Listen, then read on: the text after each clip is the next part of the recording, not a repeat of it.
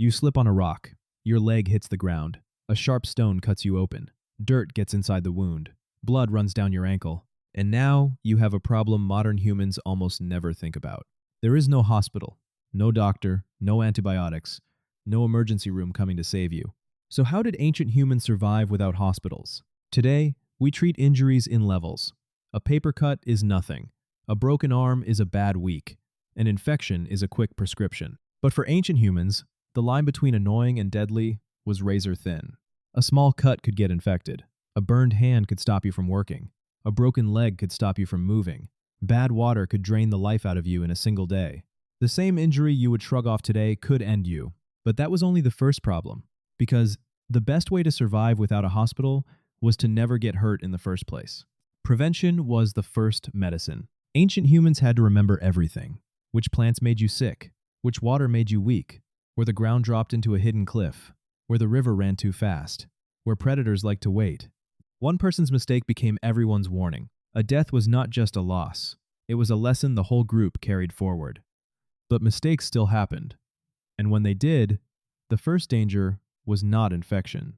It was bleeding. Before anything else, you had to stay alive right now. Lose too much blood, and nothing else matters. So the first medicine was pressure. Hands pressed hard against the wound, then something to hold it closed.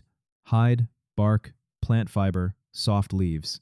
Wrapped tight, water to wash away the dirt, and other people already moving to help. The bleeding had to stop. Everything else could wait. And this is the part people forget. A wounded animal is alone. A bleeding deer cannot bandage another deer. A limping wolf gets left behind. But a human could press a wound shut. Another could bring water. Another could keep watch. Another could carry you home. Humans were not just tool users. Humans were caretakers. That was the advantage no claw or fang could match. And some injuries were worse than cuts. A broken leg. In the wild, a broken leg is a death sentence. You cannot run, you cannot hunt, you cannot keep up. You fall behind, and something finds you. But here is what the bones tell us. Some ancient skeletons show serious injuries that healed. Bones that broke, and then mended, months later. Which means that person survived long after they were hurt, and they could not have done that alone. Someone fed them. Someone protected them. Someone waited. In the wild, a broken leg was the end.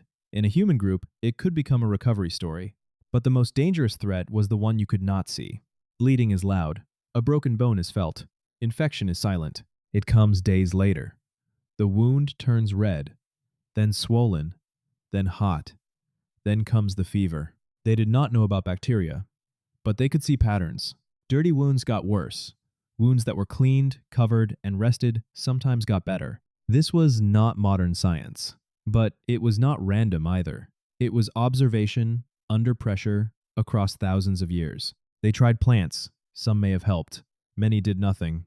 We should not pretend they had cures. But noticing that clean wounds healed better, that alone saved lives. Then there was pain itself. Pain was not just suffering. Pain stopped you from walking, sleeping, eating, and helping. And one source of pain was especially dangerous: teeth. A bad tooth could mean you could not eat. Less food meant less strength. And an infection in the mouth sat dangerously close to everything that kept you alive.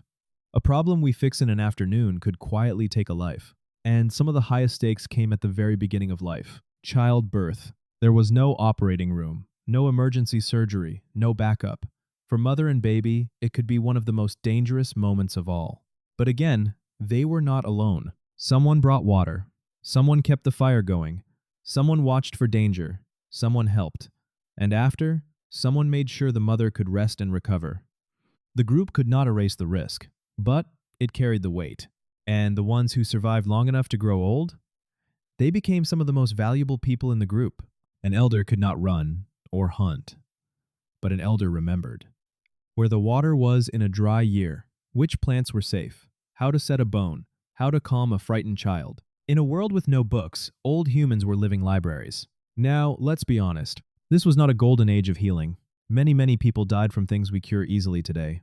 Infection, a hard birth, a snake bite, a broken bone, a single rotten tooth. Ancient humans did not have it all figured out. They did not survive because they were wise about medicine. They survived because, just often enough, they helped each other. Which brings us back to that one word, hospital. Think about what a hospital actually is. Strip away the building, the machines, the white walls. Underneath, a hospital is just this, a place where people gather around the injured and try to keep them alive. Ancient humans had no buildings, but they had the first version of the idea of fire, shelter, water, someone holding pressure on a wound, someone keeping watch in the dark, someone refusing to leave the injured behind. So the next time you get a cut and casually put a bandage on it, remember this. For most of human history, that tiny injury was not tiny. It was a test of your body, your group, and whether anyone cared enough to help you survive. Ancient humans lived in a world with no hospitals, but they had something powerful, each other. Please like and subscribe for more content like this. We really appreciate your support.